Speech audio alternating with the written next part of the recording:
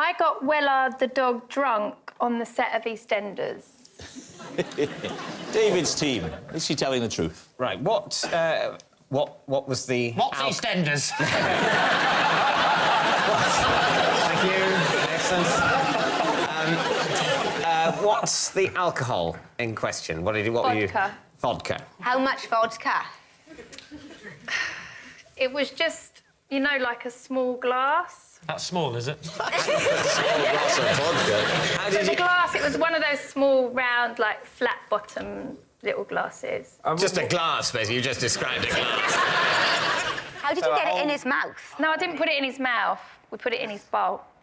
But... He thought it was water? Yeah. How far through it did he get before he realised it wasn't the whole water? bowl. I would have thought at some point in the drinking process, as a dog, you're going to go, something here is different. If you're a dog and you're used to drinking water, and then you smell your bowl, it's full of vodka, you think, well, this smells like a girl from Birmingham. It's clearly not water. Smell, that's it. That's what dogs do all the time. Exactly. Why have you got a bottle of vodka on the set of EastEnders? No, we didn't have a bottle of vodka. We just had a glass of vodka. It's not anymore, but when we first started working there, all of the bottles of drink in the pub were real alcohol. That strikes me as a flawed policy. Not then. Now you couldn't have it, health and safety, but then there was real drink in the pub. Is that why Den was so dirty? Because everyone was just pissed. The vodka's sufficiently diluted with the water that the dog doesn't notice. And Yeah. presumably the whole place is sticky of booze anyway, with all the pissed-up actors forgetting their lines. Just noticed that he went a little bit funny and he laid down. It wasn't like he was, like, punching people in the face. You know, he did get really worried because he kind of did lay down. He was very quiet and a bit like when he died, so we knew he could do that. I've got to be honest, I think it's true, because it's the sort of thing I'd do. I see what happens. So what are you going to say? Do you think it's... I think if you haven't at some point tried to make a dog drunk, you're not normal. I think we think that almost anyone, given enough time sitting in the same room with some vodka and a dog, will either put the vodka in the dog or the other way round. So we're saying true, I think. You're saying it's true? Yeah. OK, Patsy Palmer, is it the truth or is it a lie? It's a lie.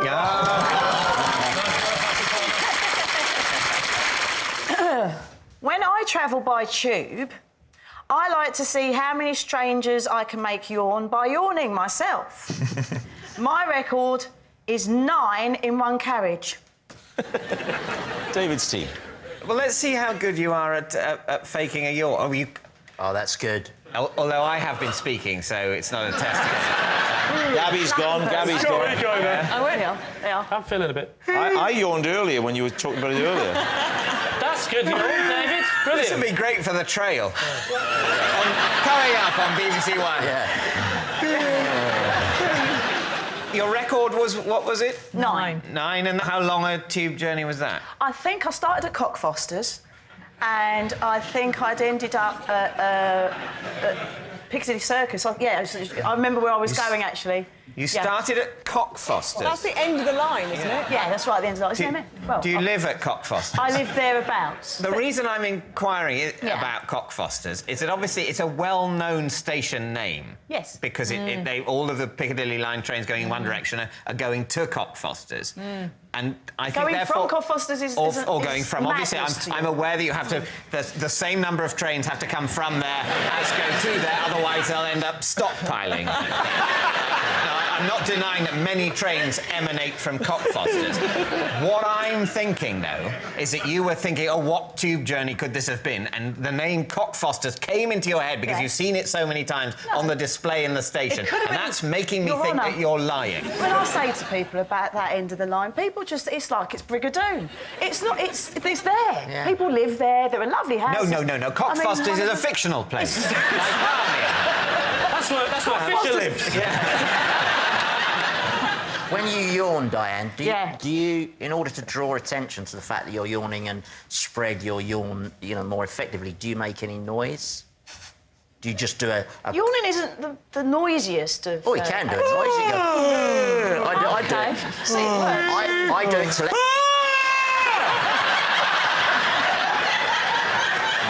So are you? Yeah. My wife loves it. For the great... That's all. Yawn, like... That's all yawn.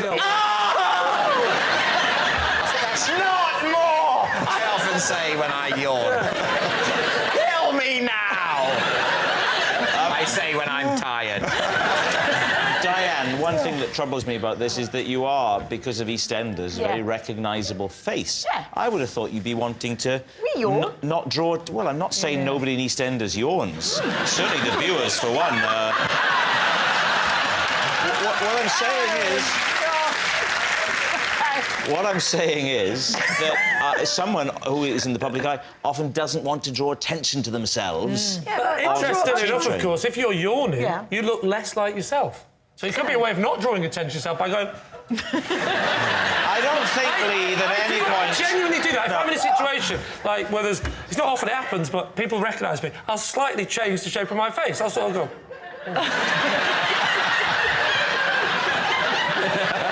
You Lee Mack? I'll go... My name's Fisher. I live in Cockfosters. So what are you going to say, David? It could be true. My instinct is that it's not. I know. I think she was so genuinely enthusiastic when she told it. And if she's only just seen that and it's a lie, then I'm not sure she'd have quite that enthusiasm. But she is an actress. Yeah. You know, In EastEnders... How very I'm going, yeah. You think it's... So your instinct is it's true, and your instinct is it isn't? yes. Yeah. Well, I think it's not true. That's my instinct. Okay, so I'm 2 to 1. So we're going to say we think it's a lie. Diane, truth or lie? It's a lie. When I was younger, I was regularly paid to babysit Marvin, my neighbour's pet dog, who had died and been stuffed. David's team. Right. So that you were babysitting the dog only post-mortem? Yes, after he died. What did your duties involve? Well, they were elderly people. They'd leave out, like, food and water. And what I used to do, because I felt so sorry for them, was I would sort of pour a bit of the water away and, like, half the food and stick it in, you know, the rubbish under some kitchen or... No, so they come back to... You see? Yeah, he's alive. alive. He is alive. They thought the dog was alive, did they? Well, no, they can't have, but they behaved... I mean, it was a very unusual family. And she showed pictures, framed pictures of him when he was alive and when he was stuffed. How do you know the difference in the photographs? Because it wasn't a good stuffing. I suppose the stuff one, he always looks exactly the same wherever he was. Yeah, his expression didn't change much. What sort of dog had Marvin been before? Yorkshire Terrier. Right. And we had a Yorkshire Terrier called Pepper, who was alive, I'd like to say. That was rubbing their nose in it, wasn't it? Stuffed peppers. But our dog...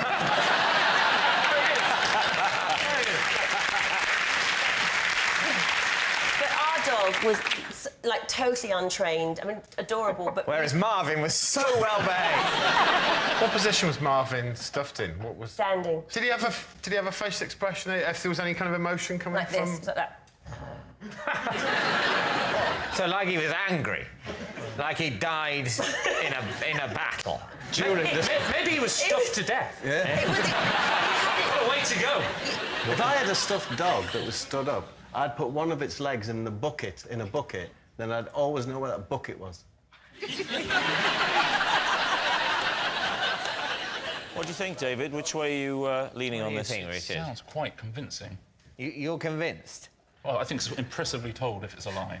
I think impressively told. A You lot know, of the that's detail... question. You're not an actress, are you, Patsy? A lot of people say I'm not, actually. So. Well, I think it's a lie. My instinct is it's the truth. We're going to say it's true. You're saying it's true. OK. Oh, no. Patsy Kensit, were you telling us the truth or were you telling us a lie? That story was a lie. Yes, it's a lie. I now practice mindfulness, and for 10 minutes every day, I empty my mind of all other thoughts, and I do nothing but stare at a carrot. Lee's team.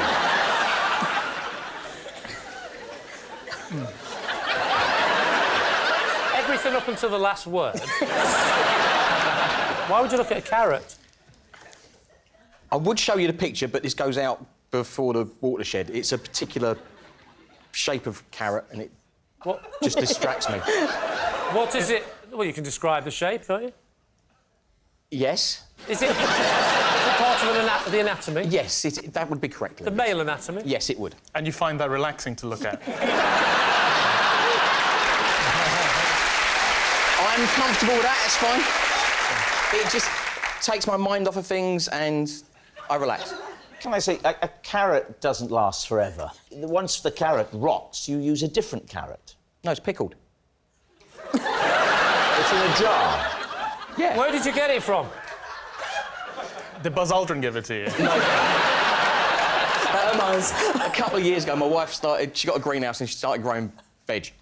And it was around the same time I started doing this mindfulness, and I found it was sufficient to distract me from anything else I was thinking about, because I'd just look at it, start laughing, so and forget. you thought this was so amusing to look at, you were willing to commit it to pickle? Yeah. So it would be... this joke would last forever? I don't think it's a joke. You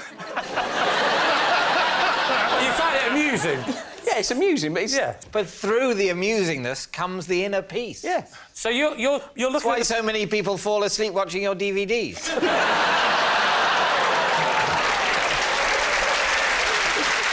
What do you think, Phil? Is this adding up for you? I practice mindfulness myself, and so I know we actually use parsnips, not tomatoes. So it smells a bit off to me. Maggie? Also, I think you need to get into a sort of a mind state. And I think laughing at a pickled carrot just isn't going to do it. So what are we going to say? Truth or lie? It's got to be a lie, hasn't it? It's got to be a lie. Surely it's a lie. Adam, truth or lie? It is, in fact, a lie.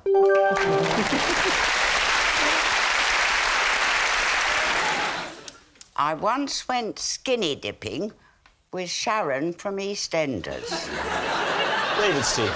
Where did you go skinny dipping? Greece. And why were you on the beach with a co-star of the show? Well, we had gone on holiday together, and Tish was very worried. Because of photographers, you see, and every time a camera went off, there weren't phones then, but there were cameras, and there's a flash, Tish would think she was being photographed. And we should say, June, that when you say Tish, that's Letitia Dean, who plays that's right, Sharon. right. So Letitia stripped off for this skinny Why are dipping. you so interested in that? Why aren't you interested in me? No,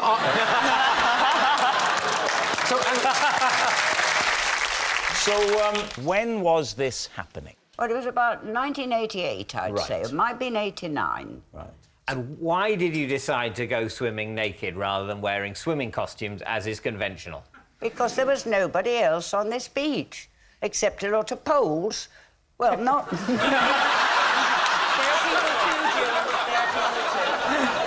There were waiting umbrellas. Were you drinking? No. She was driving. She drove into the sea? My God.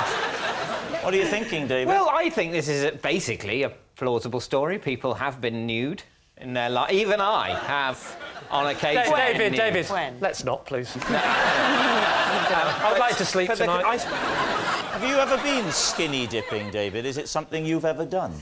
No. Unless I never... pick up a card later that says I have.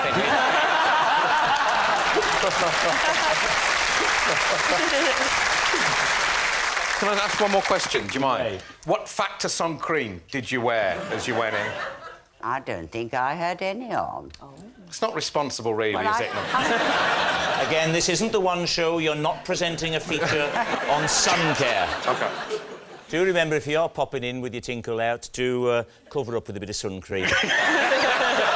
Anyway, Giles Brandreth has been investigating teddy bears. So what are you going to say? What do you think, truth or lie? What do you think? If you're worried about cameras, it's not the first thing you think of. Let's go and find a beach and get our kit off and get in the sea in broad daylight. Yeah. So, I think lie. Lie? I would go with lie. Lie. Lie. We think lie. You think lie? Lie. OK. June, were you telling the truth or were you telling a lie? I was telling the truth. I've buried £1,000 in cash in a secret location in case I ever have to go on the run. When did you hide it? About 10 years ago. Are you willing to say on national television exactly where it is? No. I think I'll keep it double low, to be honest with you. You know, Well, it's because double if low, I'm on the run, it's going to be on top for me, and it'll be the first place they look, won't it? If I'm sniffing it. Not that I'm going to be on the run. I'm just saying that, you know, I've buried a bag of sand, which is £1,000, right? Right. Somewhere, in case it comes on top. What does that mean? Somewhere? No, on top.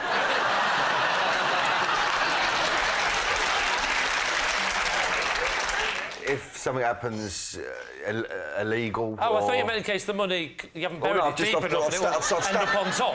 It's double low, you muppet. He said that. Well, I don't know if I don't know what low means in his thing, I don't know what double low is. Well, you do know I? it's twice as much. I don't know what the starting point is. How much is low? Well, low, you know, I mean, double low's proper on top, right? Don't forget, anybody watching, we do have subtitles. Use that red button. What would you imagine that you could get into trouble for? We don't count acting. Sorry. I like that reaction. It's a good reaction. Right, so... Healthy. So, what kind of thing could you get into trouble for? Well, numerous things. So, you know, you need to just have a little stash somewhere. Daddy, can I just check? Is this for crimes that... Not crimes. I'm not talking about crimes. I didn't say crimes. No. I didn't say crimes. Is this for murders that have taken place previously or things that might happen in the future? Are you asking Danny to confess to crimes? All right, so you think you might have to move abroad to start a new life? Well, not abroad, Margate or something like that. Someone get off the plot, you know what I mean? No one goes here. But how long could you last on a bag of sand? Well, it depends where you are, Margate. You can last about 10 years, you know what I mean? And how did you bury it? Was it under cover of darkness? No, it was in broad daylight. I wouldn't go at night, you know what I mean? Why did you do it in daylight? Well, because it's in a... well, I'm giving it away now, aren't I? You're not. It's not. I'm not going to go. Daylight. I think I know where it is. I know where it is. It's somewhere outdoors. I'll go and get it. It's in an area that's, you know, ain't got no houses around and there's no gaffs about. It's... Right, so you buried it in sort of like a forest or something? Not a forest, no. It'd be Okay. too tricky for In me a to go and graveyard? find it. No, not a graveyard. If I get it right, that'd be out of order when they're digging up a grave and whacking a grave. No, it's a field. A field? In a field? Ah. Presumably now you possess a treasure map. No. Well, how are you going to remember where it is? It's about where I whacked my motor. You've what? You killed your car? No. I parked my car. Yeah, but you drove your car away, though, didn't you, afterwards, so it's not still there. You do know that when you got back in the car and drove away, saying it's by the car is no longer a help. Well, I parked my car next to something that I will remember. Ah, now, so you drove... What is that thing? I'll tell you what it is. Good. No, I don't want to know. Why? Well, it might be next to a sort of Norman Wisdom statue, you know, and there's only... There's only a few of them knocking about, is what I'm saying. It's not near a Norman Wisdom statue. It's not. No. You can't expect Danny to give away the location on television of where his bag of sand is. No. So for a minute then, I really thought I was in some gangster film where he's gone, I've whacked it off and buried it near the Norman Wisdom statue. Have you been back to check on it, to check it's still there? Nah, it'd be stupid, wouldn't it? You know, it's What? there. No one's gone near it. I know that. It's impossible to find.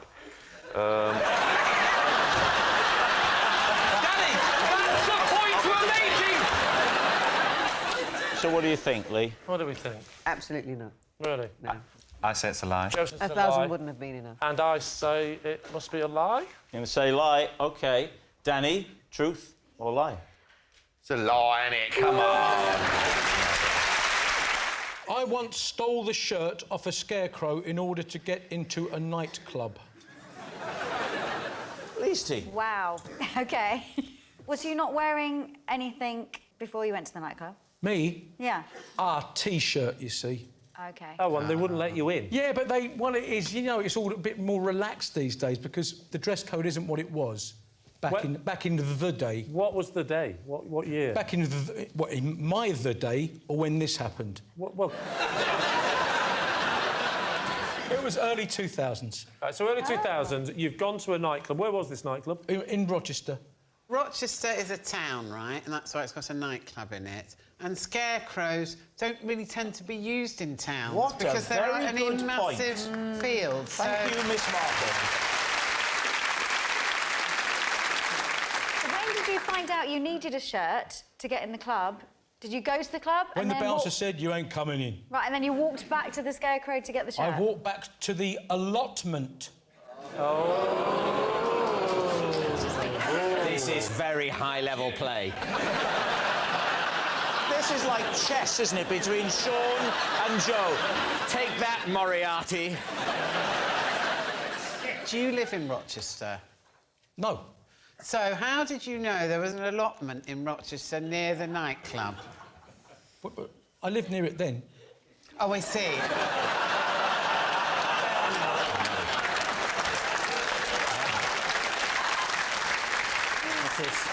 It's like fencing, isn't it?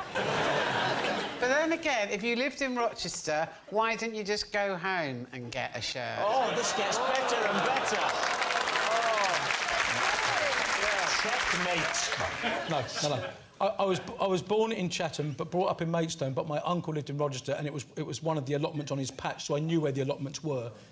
Apropos to the nightclub. Miss Brown, back to you. Can I ask, earlier you said you had a T-shirt and trainers and jeans on. Yes. And you thought it was a relaxed club, but then you went to the club and they said you need a shirt, but you're not allowed in a club with trainers on. OK. The bouncer was a Can I just say, Sean, you're the kind of person that every time you speak, you always sound like you're going to start it with, I'd like to change my story. But is that the impression I'm just giving you? For the sake of the tape, the accused has walked into the room.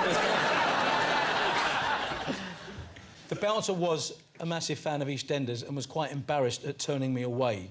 So I think when he saw the effort I'd made, because I was already 8 pints to the wind, so when he saw the effort I'd made, I think he just couldn't bear turning me away again. OK. What do you think, Joe? Could this be true? I think he'd have had a better time if he'd popped down the graveyard.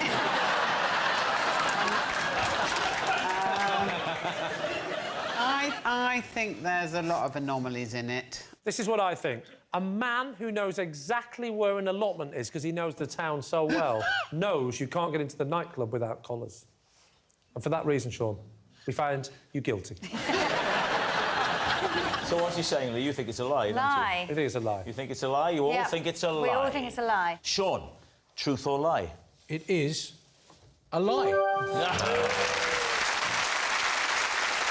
Oh, yes, OK. I once had a fight with a flamingo and won. Last Christmas, the biggest family row in the Lycett household was over how many doof-doofs there are in the EastEnders closing theme tune. Oh. Lee Mack's team. So you mean the bit just before the music starts, I think, I mean, obviously, you know, you were in EastEnders. Yeah, but I never actually got myself a duff-duff. Oh, no. I was there for 6 years, no duff-duff. You never had a duff-duff? I had one duff-duff, and Wendy Richards was in it, and then when they took it to the edit, they zoomed in on her and cut me out of the duff-duff. How many duff-duffs did your family decide there were? So, it was a generational gap. So Yes. me and my sister thought there were 8, because there are 8. My parents thought there were 7. Give us your 8. Doof, doof, doof, doof, doof, doof, doof, doof. Oh, I think you're wrong. Excuse me, though. No, That can't be. That's not how many doof-doofs there are. That's how many doofs there are. If the unit is doof-doof, then there are 4. He does have a point, That's you why know. David has never been invited to someone's house for Christmas. I think you stuck too many duffs in there. Go on, you do it. Doof, doof, doof, doof, doof. Do, do, do, do, do, do. No. That's not it. You were in the show! Did you, at the end of the night, find out exactly how many duff-duffs there were, or did you just leave it, we're right, you're wrong, without no Yeah, sort basically, we didn't rewind. So we don't were on actually know something else. right now with 8. Well, we do. It's 8. It is Well, 8. you ain't really checked it, have you? Yeah, I have. You have checked it. But you didn't because check it I've at the watched time. EastEnders and I know. But I've watched EastEnders, but I don't ever count... I don't think you have.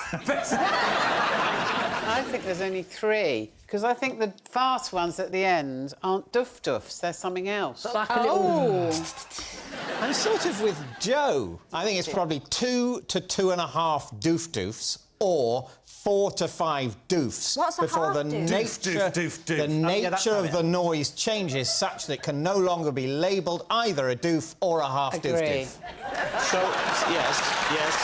Well, bearing that in mind and knowing your love for music, give us your rendition, then, of the end drum. Now, I feel that would be... I'd be humiliated. Would you like me to give you a lead-in, a dramatic moment? No, thank you. This is Elsie, who works in a laundry.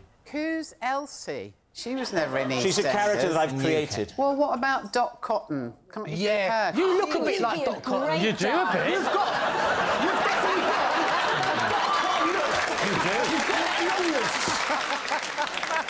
Are you ready? Yeah, I'm going to try it. Oh. I think that's Mick Jagger you're doing it. Yeah, I don't know what's happened to my laundry. It's gone somewhere.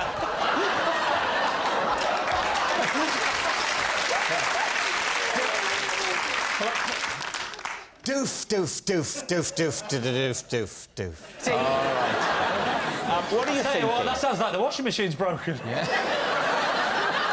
See, I think after about 5 minutes, I would have just gone to the YouTube and had a little look on there. I think he's lying. I always like to go counterintuitive, so I'm going to say I think he's lying as well. Yeah. OK, I'm going to have to say lie. You're going to have to say lie. OK, Joe Lycett, truth or lie? It's a lie. Oh, very good, guys.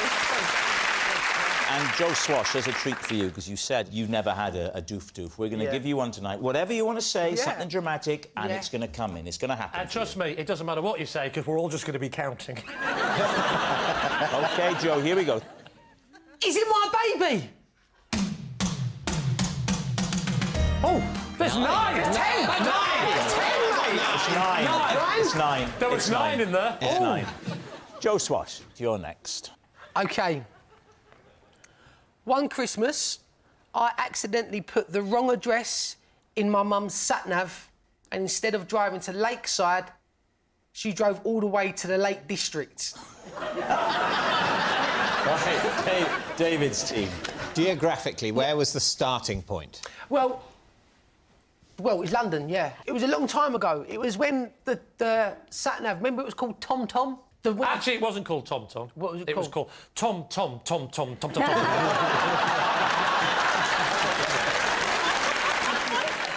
So I've always had slight dyslexia as a kid. So I sort of... Oh, so maybe it wasn't a Tom Tom. Maybe it was your MOT. Could have been, yeah. I think I just put it in wrong. And Well, then yes, obviously that's not a detailed explanation of what went awry. What would you like to know? What did you type in the word Lakeside? I stuck in LA, put in the first couple of letters, and then it predicts the word for you. You put LA in, your mother drove off towards Los Angeles and went, stop, stop. And you saved it with a K. Yes. And then you thought, right, fine, that's fine. There can't be more than one place beginning LAK. It finished Lake Windermere, off she drove. No, I must have put in the lake, and then it filled the rest in, and I must have pressed Lake District, taking for granted that. And you are saying, with a straight face, that your mum, was it just your mother? No, it wasn't my mum. It was my mum and her next-door neighbour, Debbie. Right. They just kept driving until it got dark.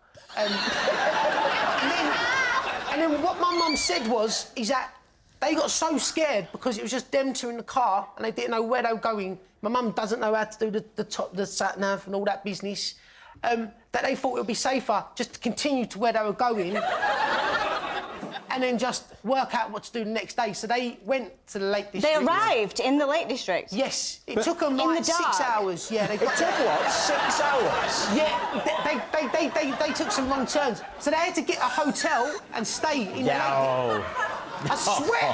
Come on. I'm telling you. I have to say, we've been doing this show for many years, and Rob has never, in the middle of it, gone, no. So after about 3 hours in, they got so far that they weren't going to come back in the same day. They were going to continue and stay where they were. Yeah. Debbie phoned her husband, which I think they should have done a lot earlier because he's a cab driver. Even if he wasn't, it would make sense, really, to make contact. So what do they do, Joe? Did they stay over there? They stayed over. And then what? I got a phone call. Yeah. they were fuming. They must have been livid. The thing was like that. My mum didn't know where anything was. She didn't know how to get to places, so she would follow that Satnav. Regardless whether it took her into the sea, she'd be in the sea, she'd follow it. So, and yet you put the destination in with such little care. Well, I just didn't think I was going to... Honestly, when she told me, even I was surprised. I asked all the same questions as you asked, like, why didn't you come home? Why did you stay? None of it made sense to me either. But the one thing she said is that they were very scared, they didn't know where they were going, so they just carried on following the blue line to the end of the destination. And then in the morning, they worked out, I think they asked someone in the hotel they had to stay in, and then the fella reprogrammed it to come back to London the next day. Joe Lycett, what are you thinking? I think it might be true. I can see real hurt in him. It's doable. It is doable with the dyslexia thing. If it's a lie and you pick up that card, you're not going to follow through on, yes, they discovered halfway through the journey that they were heading to totally the wrong place, but decided that the thing to do was to follow through on the entire journey. It's more plausible that it happened than that Joe invented that just now. Basically, David said there's more chance your mother's stupid than you are creative.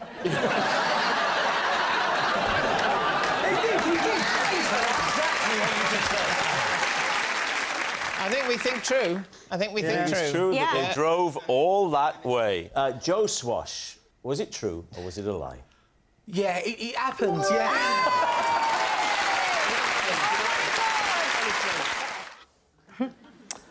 I taught my kids the alphabet by singing it to the EastEnders theme tune.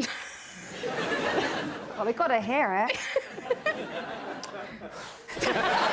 Jason's panicking now because he knows the EastEnders theme tune, but he doesn't know the alphabet. We're not going to ask you to do it just yet because we can't win. If he does it badly, he might be bluffing. If he does it well... We could all try and do it together. Well, I mean, I've taught my children. I can teach you. Yeah, let's do it. It's just one note, one letter. A, B, C, D, E, F, G, H, I, J, K, L, M, N, O, P, Q, R, S, T, U, V, W, X, Y, Z. Lovely. No. Not lovely. You're clapping, but that's not got a definite end. It does, you stopped mid. And that's how you learn the alphabet. Yes. He didn't do that, You're did he? a better parent than I am, no. I might incorporate that. I've got a 3-year-old who's going through it at the moment, Okay. so... Right. although we're doing it with Corrie. Trying to mix it up a little bit. You could do Corrie for counting. 1, 2, 3, 4, 5, 6... Are there any other things you've put to theme tunes? Yeah, we do the periodic table elements to Doctor Who.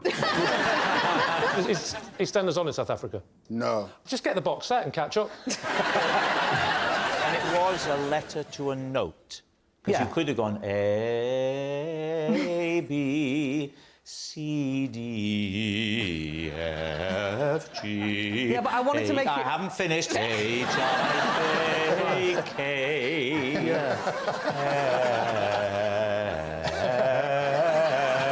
L, M, N, O, P, Q, R, S, T, U, V, W, just stick another song on the end. That's another way. Sophie, I don't want to put you in this invidious position, but as a pop star, if you had to choose between one or the other, which would you go for? I did really enjoy Thanks very much. Fair enough. No, fair enough. All right. Is it true? I don't know, I was just thinking about you saying, who would you choose, me or Jason? I can't help thinking she'd be swiping left for both. I can't help thinking she'd be swiping right for both. I don't know which way around it is, but you can use that in the edit. I think it's not true. Sophie? I'm going to say it's a lie. Yeah, I think it's a lie. Jason, truth or lie? It is a lie.